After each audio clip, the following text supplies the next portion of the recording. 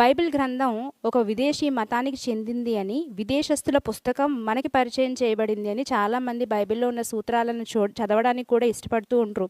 So, ఇటువంటి అజ్ఞానులు విదేశస్తులు తయారు చేసిన వస్తువులు మాత్రం ఇది ఏ దేశంలో తయారైంది అనేది కూడా ఆలోచించకుండా, అది మన దేశం వస్తువా లేకపోతే విదేశీ వస్తువా అని కూడా ఆలోచించకుండా, వస్తువులు వాడేటప్పుడు మాత్రం కనీసం ఇలాంటి ఆలోచనలు కూడా రాకపోవడం నిజంగా హాస్యాస్పదం. టెలిఫోన్‌ని కనిపెట్టింది ఎవరు అంటే గ్రహం బెల్ అండి. ఆయన ఒక విదేశస్థుడు. కరెంట్‌ని కనిపెట్టింది ఎవరంటే బెంజమిన్ ఫ్రాంక్లిన్ అనే ఒక శాస్త్రవేత్త. ఆయన ఒక విదేశీయుడు. లైట్ బల్బ్ కనిపెట్టింది ఎవరో తెలుసా? Thomas Alva Edison. ఆయన ఒక విదేశస్థుడు. మన దేశాన్ని మనం కాపాడుకోవడానికి సబ్‌మెరైన్స్ వాడుతూ ఉంటామే, ఆ సబ్‌మెరైన్స్‌ని కనిపెట్టింది ఎవరో తెలుసా? కొర్నేలియస్ అనే ఒక విదేశస్థుడండి. మనం స్టెతస్కోపులు వాడేస్తున్నామే, దాన్ని కనిపెట్టింది ఎవరో తెలుసా? రెనే లెన్నే అనే ఒక శాస్త్రవేత్త. ఆయన ఒక విదేశీయుడు. అందరూ విదేశస్తులు అని చెప్పుకోవడం కంటే ముందు వీళ్ళందరూ క్రైస్తవులని చెప్పడానికి